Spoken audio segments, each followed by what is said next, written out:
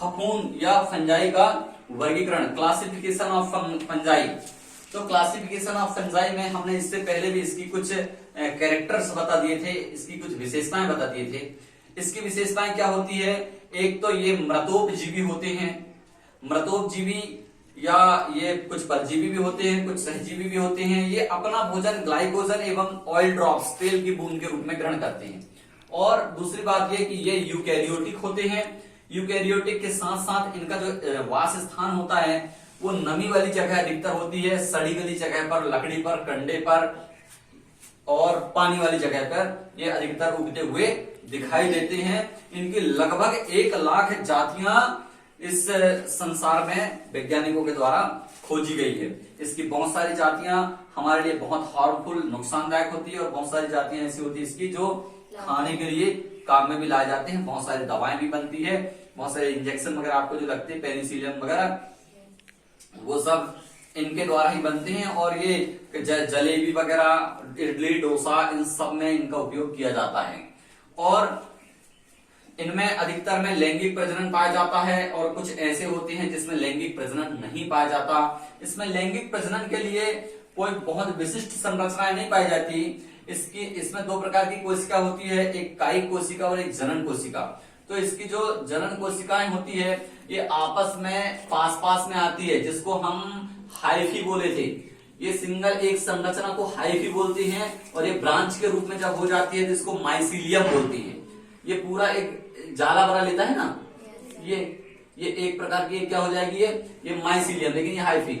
2 hyphae जब पास में आते हैं तो उनका एक केंद्रक, ये कोशिका भित्ति यहां से गलकर अलग हो जाती है, और एक केंद्रक निकल के यहाँ पे आ जाता है।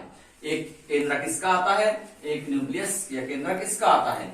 ये एन है, ये एन है, एक्चुअल में ये होता है हैप्लॉइड।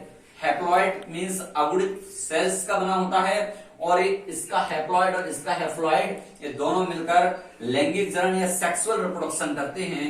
तो ये क्या बना लेते हैं, 2n बना लेते हैं। मतलब इसमें क्या हो गया, ये जायगोट का निर्माण कर लिया। ये गैमीट्स कहलाते हैं, और गैमीट मिलके जायगोट कहलाती हैं। तो इसमें जो क्रिया होती है ये सबसे पहले होती है प्लाज्मोगेमी।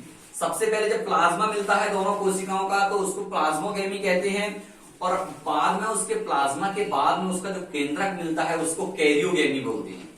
पहले प्लाज्मोगेमी और इसके बाद में कैरियोगेमी। एक कैरियोगेमी जब हो जाता है तो ये an haploid cell diploid cell में बदल जाती है, जिसको जाइगोस्पोर कहते हैं। और ये जाइगोस्पोर से फिर स्पोर का निर्माण हो जाता है अगुणित, ये 4 कोशिकाओं का निर्माण हो जाता है अर्धसूत्री विभाजन के द्वारा। इसको बोलते हैं स्पोर। ये जायगोट है, जायगोट में जब अर्धसूत्री विभाजन होता है तो स्पोर का निर्माण होता है। अब कुछ ऐसे होते हैं जिनमें ऐसी संरचना पाई जाती है, ठीक है। इन सब में जैसे ये वाले कुल में तो बेसिडियो स्पोर कहलाएगा, इस वाले कुल में तो एस्को स्पोर कहलाएगा, और ये वाले में है तो ड्यूटेरो स्पोर्स कहलाएगा। तो स्पोर्स की संरचना बन जाती है। ये भी एन हैप्लॉइड कोशिका होती है। हैप्लॉइड मतलब अगुणित होती है, और ये जब उड़ के जाते हैं जहां बैठते हैं फिर वहीं पे ये समसूत्री विभाजन की क्रिया करते हैं और फिर अपना वंश को बढ़ाते रहते हैं, ठीक। तो ये जो स्पोर से यदि दूसरा फंजाई जन्म लेता है स्पोर से, तो ये एसेक्सुअल रिप्रोडक्शन के द्वारा होता है या अलैंगिक प्रजनन। क्योंकि यहाँ पे लैंगिक हुआ था, लैंगिक प्रजनन के बाद में उसी जो स्पोर्स बना वो अलैंगिक प्रजनन कहलाता है। इसके अलावा ये हो गया इसमें प्रजनन का प्रकार। अब देखते हैं, हमने आपको सबसे पहले क्या बताए थे, फर्स्ट जो था क्या था वो फाइकोमाइसिटीज।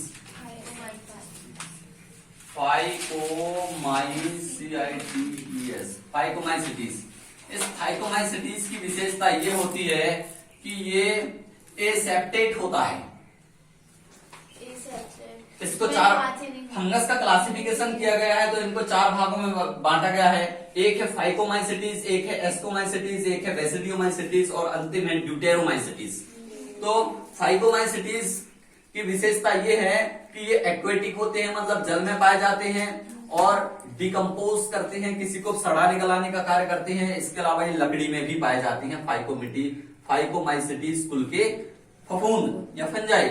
और दूसरी चीज, इसमें एंडोस्पोर्स बनते हैं, मतलब वो जो एक थैलसनुमा संरचना हमने आपको अभी बताए थे, उस संरचना के अंदर एंडोस्पोर्स का निर्माण करते हैं। एंडोस्पोर और कुछ जो बाहर बनते हैं, जैसे कि ये इनको एक्सोस्पोर कहते हैं। इसके अंदर जो बनेंगे ये एंडोस्पोर्स कहलाएंगे और इसके जो बाहर बनेंगे इनको जूस्पोर्स कहते हैं। ये सॉरी एक्सोस्पोर, ये एक्सोस्पोर्स है, ये एंडोस्पोर्स है। अब ये एक्सोस्पोर और एंडोस्पोर की कुछ विशेषताएं होती है कि इनमें फ्लैजिला पाया जाता है। ये इस फ्लैजिला पाए जाने के कारण कुछ मोटाइल होते हैं, कुछ नॉन मोटाइल होते हैं। मोटाइल का मतलब जो गति कर सकते हैं, नॉन मोटाइल का मतलब जो गति नहीं कर सकते हैं। तो जो गति करते हैं उनको जूस्पोर्स कहते हैं और जो गति नहीं कर सकते उनको एल्पाइनोस्पोर्स कहते हैं।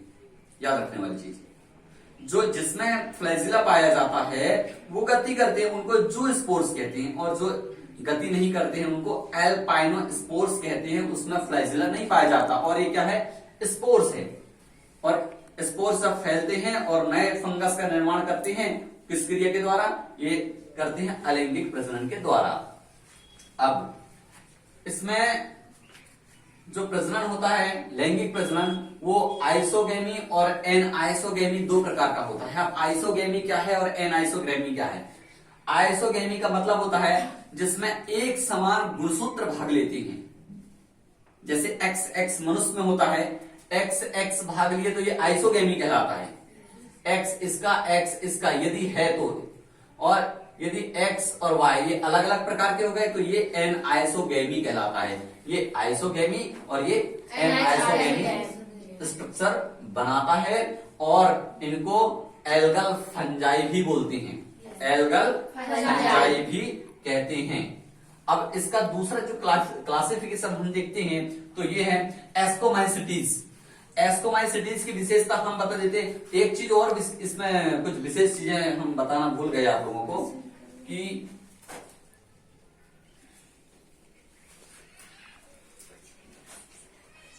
ये एसेप्टेट होते हैं, मतलब इनके बीच में, दो केंद्रक के बीच में कोशिका भित्ति नहीं पाई जाती और बहुत सारे केंद्रक पाए जाते हैं। बहुत सारे केंद्रक पाया जाना और बीच में सेप्टा का ना पाया जाना, एसेप्टेट का होना सियोसेंट्रिक कहलाता है। और इसके अलावा इसमें भी सेप्टेड, ये भी सेप्टेड होता है, ये भी सेप्टेड होता है, ये भी सेप्टेड होता है। इनकी कोशिकाओं के मध्य में, दो कोशिकाओं के मध्य में इसमें कोशिका भित्ति पाई जाती है।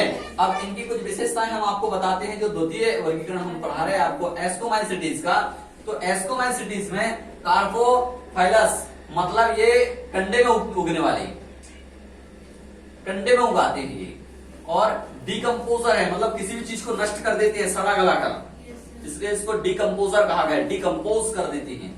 इसके अलावा ये होते हैं सेप्टेड, मतलब ये अलग अलग कोशिका भित्ति है तो इनको सेप्टेड बोलेंगे, और बहुत सारी शाखाओं में बैठे रहते हैं तो उसको ब्रांचेड बोलेंगे। और इसके अलावा देखते हैं बडिंग।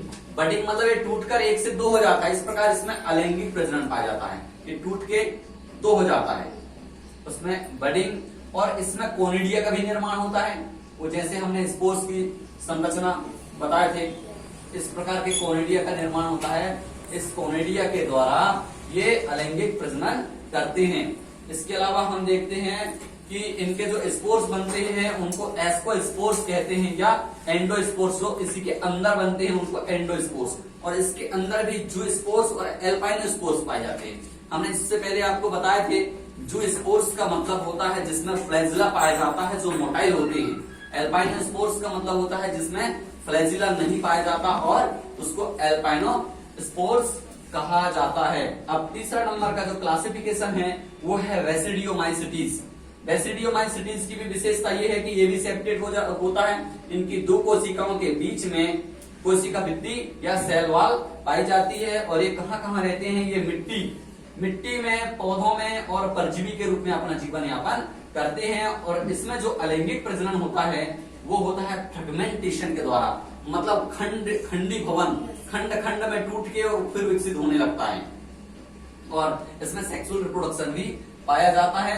और इसमें जो इस टाइप की जो संरचना होती है जहां पे स्पोर बनते हैं उनको बेसिडियोस्पोर्स कहते हैं। इसलिए बेसिडियोमाइसिटीज में बेसिडियोस्पोर, एस्कोमाइसिटीज में एस्कोस्पोर, और इस प्रकार इसमें बेसिडियोस्पोर्स बनते हैं। और ये बेसिडियोस्पोर्स जिस फलकनुमा संरचना में बनते हैं उनको बेसिडियोकार्प कहते हैं। ये है बेसिडियोकार्प, इसके अंदर बेसिडियोस्पोर्स का निर्माण होता है। और जब फट जाते हैं तो बिखर जाते हैं तो फिर अपना नया जीवन प्रारंभ कर देते हैं। इनको क्लब फंजाई भी बोलते हैं, क्लब फंजाई। अंतिम है ड्यूटेरोमाइसिटीज, इस ड्यूटेरोमाइसिटीज को इम्परफेक्ट फंजाई भी बोलते हैं, या फंजाई इम्परफेक्टाई। फंजाई इम्परफेक्टाई इसलिए बोला जाता है इसको क्योंकि परफेक्ट नहीं है। जैसे सब में गुण है वैसे गुण इसमें नहीं है। इसमें लैंगिक प्रजनन का अभाव पाया जाता है, पूर्णतः अभाव। इसमें सेक्सुअल रिप्रोडक्शन बिल्कुल भी नहीं पाया जाता, इसमें एसेक्सुअल रिप्रोडक्शन पाया जाता है। और ये भी सेप्रोफाइट्स होते हैं, परजीवी पैरासाइट्स होते हैं, डिकम्पोजर होते हैं, लगभग सब होते हैं, सब मृतोपजीवी होते हैं और परजीवी होते हैं। और इसके अलावा इसमें जो कोनिडिया का निर्माण होता है वो कायिक कोशिकाओं के द्वारा होता है। कायिक कोशिकाएं जैसे ये वाली कोशिकाएं, ये कायिक कहलाती है। दो प्रकार की कोशिका हमने बताया, जनन कोशिका और कायिक कोशिका। तो इसमें कोनिडिया का निर्माण कायिक कोशिकाओं के द्वारा होता है और उससे स्पोर्स निकलते हैं और वो फैल जाते हैं और फिर से नया जीवन शुरू कर देते हैं। इस प्रकार आज टोटल क्लासिफिकेशन हम एक साथ आपको समझा दिए और आपको समझ में आ गया होगा।